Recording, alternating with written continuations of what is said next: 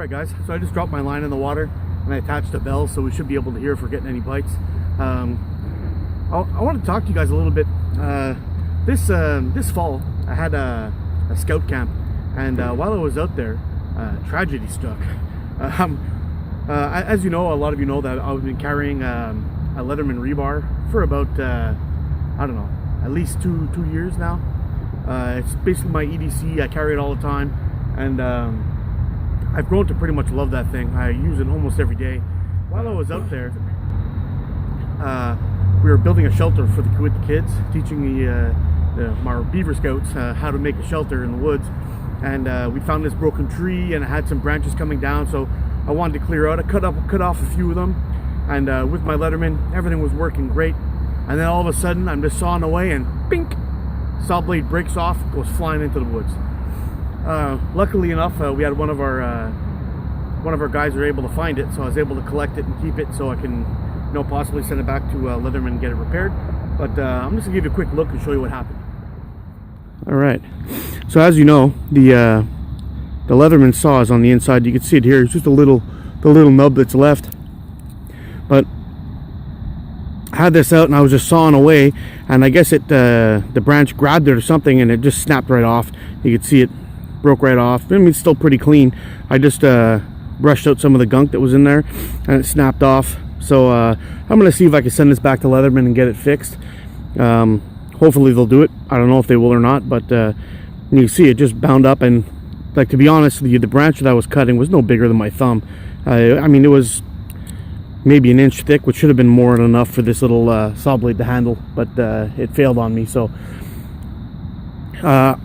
I tend to use the saw blade quite often for for a ferrocerium rod or for cutting notches in bow drill sets.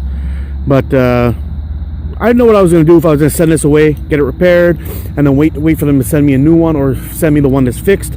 But anyway, I ended up deciding to buy another one, and I'm just going to use this one for my car. So whether they fix it or not, at least I'll have the the pliers and the knives that go along with it. But I'll show you the new one I bought. So with the new one I bought, it came with this Leatherman pouch, and I'll give you a close-up of that in a second.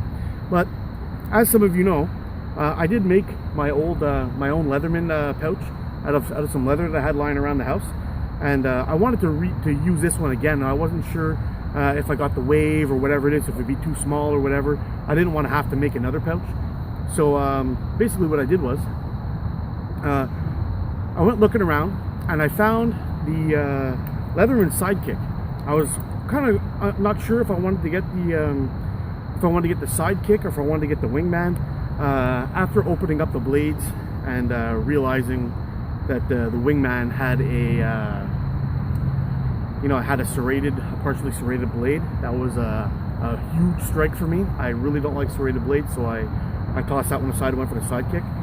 I think I paid about $40 for it, which was quite a bit cheaper than the rebar. One of the major things I didn't like about the rebar was that everything had to be opened from the inside, and I found that kind of inconvenient when you're you're working hard and you're doing something and you want to get a knife out. You can just do this. Oops. You can just do this with a Sidekick. Out it comes. And you can get them razor sharp. It came not too bad, but once I sharpened it up, I could shave with it, and it's a great little tool now. So I'm going to come in closer. I'm going to give you a look at the Sidekick. Okay, so here's the Sidekick. It's very comparable in size to the rebar. So you can see it's just about the same length, but one of the corners cut off, so not so bad. The thing I do like about it, which is a plus, that the rebar didn't have, is you can open up your blades. It's got a nice little lock here. Just to show you real quick everything that comes with the Sidekick. It's got your knife, it's got your saw, you've got another like a safety knife. It's got a blunted end on the end. It's got a file with a small screwdriver and a can opener. Then when you look over here, you have your flathead screwdriver. You got a Phillips screwdriver, and you got your knife, your saw. You've got pretty much all the necessities. I'm not really huge on serrated knives, like I know I've said that a million times, but I'm kind of curious to see if I can turn this or maybe the file into an awl, because I would like to have an awl on this, so I think that would be great. The one thing I will say is all the accessory tools, they don't lock, but when you click them into place, they're in there pretty good. I mean, they're nice and snug. You'd really have to mess with it to get it to you know, to really get it to close up on you, and the only one you'd really have to worry about is the knife. All right, guys, so if you're ever in the market for a multi-tool, I have to say that by far I think the Leathermans are the best. I've checked out a few of them, and they seem to be, you know, kind of okay, but they seem to be either overpriced and you're getting a crappy tool, or they seem to be really cheap and you're getting a really crappy tool. But the Leathermans are good. They're backed with a warranty. They believe in their product, and the Sidekick is kind of on one of their budget lines, we'll call it.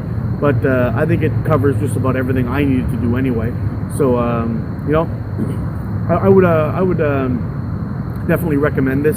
So if you want to check out, you know, if you're going to check out multi-tools, go ahead and check it out. I think it's a thumbs up. It's going to be my EDC from now on, so we'll see how it goes for the next little bit. And I'm sure in the future, if there's anything that comes up that I'd like to talk about or bring to your attention, I'll definitely do another video and show you. But for now, let's catch some fish, because they don't seem to be biting on worms. So see if we can slap some lures on there and see if we can catch something.